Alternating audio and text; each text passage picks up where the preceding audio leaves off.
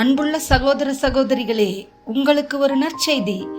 நாம் வரவிருக்கும் 2025 ஆண்டு ஜனவரி 1 365 நாட்களுக்கும் 365 தலைப்புகளின் கீழ் வேத வசனங்களை வாசித்து பகிர இருக்கிறோம்.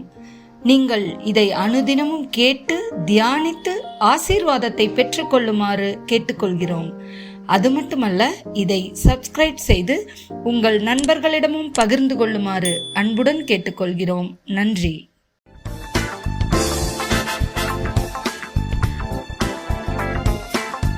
இன்று நாள் 91. தலைப்பு சீஷத்துவம். மத்தேயு 10:24-25. சீஷன் தன் போதகனிலும் வேலைக்காரன் தன் எஜமானிலும் மேற்பட்டவன் அல்ல. சீஷன் தன் போதகனைப் போலவும் வேலைக்காரன் தன் எஜமானைப் போலவும் இருப்பது போதும்.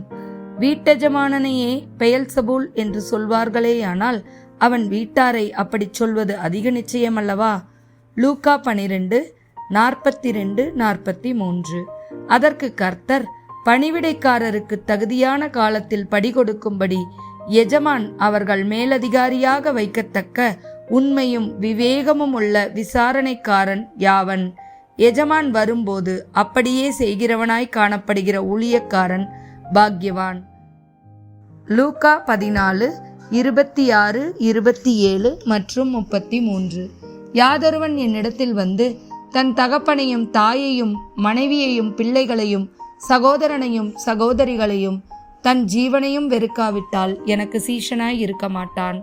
தன் சிலுவையை சுமந்து கொண்டு எனக்கு பின் செல்லாதவன் எனக்கு சீஷனாய் இருக்க மாட்டான். அப்படியே உங்களில் எவனாகிலும் தனக்கு உண்டானவைகளை எல்லாம் வெறுத்து விடாவிட்டால் அவன் எனக்கு சீஷனாய் இருக்க மாட்டான். யோவான் 8:31-32. இயேசு தம்மை விசுவாசித்த யூதர்களை நோக்கி, நீங்கள் என் உபதேசத்தில் நிலைத்திருந்தால் மெய்யாகவே என் சீஷராய் இருப்பீர்கள், சத்தியத்தையும் அறிவீர்கள், சத்தியம் உங்களை விடுதலையாக்கும் என்றார். யோவான் 15:4-9 வரை. என்னில் நிலைத்திருங்கள், நானும் உங்களில் நிலைத்திருப்பேன். கொடியானது திராட்சை செடியில் நிலைத்திராவிட்டால் அது தானாய் கனி கொடுக்க மாட்டாதது போல நீங்களும் என்னில் நிலைத்திராவிட்டால் கனி கொடுக்க மாட்டீர்கள்.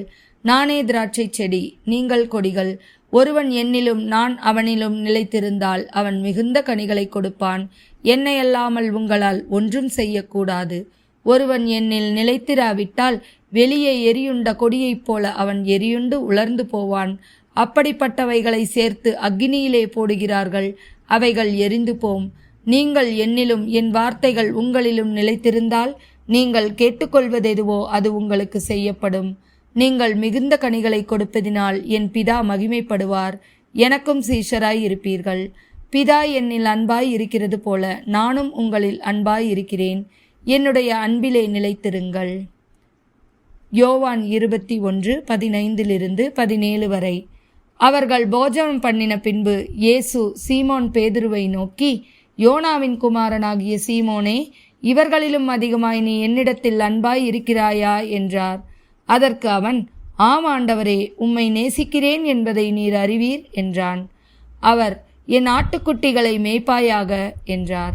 2ஆம் தரம் அவர் அவனை நோக்கி, யோனாவின் குமாரனாகிய சீமோனே, நீ என்னிடத்தில் அன்பாய் இருக்கிறாயா என்றார். அதற்கு அவன், ஆம் ஆண்டவரே, உம்மை நேசிக்கிறேன் என்பதை நீர் அறிவீர் என்றான். அவர், என் ஆடுகளை மேய்ப்பாயாக என்றான். 3ஆம் தரம் அவர் அவனை நோக்கி, யோனாவின் குமாரனாகிய சீமோனே, நீ என்னை நேசிக்கிறாயா என்றார். என்னை நேசிக்கிறாயா என்று அவர் 3ஆம் தரம் தன்னை கேட்டபடியால் பேதுரு துக்கப்பட்டு, ஆண்டவரே, நீ எல்லாவற்றையும் அறிந்திருக்கிறீர், நான் உம்மை நேசிக்கிறேன் என்பதையும் நீர் அறிவீர் என்றான். இயேசு, என் ஆடுகளை மேய்ப்பாயாக என்றார். பிலிப்பியன் 4:9. நீங்கள் என்னிடத்தில் கற்றும் அடைந்தும் கேட்டும் கண்டும் இருக்கிறவைகள் எவைகளோ அவைகளையே செய்யுங்கள், அப்பொழுது சமாதானத்தின் தேவன் உங்களோடு இருப்பார்.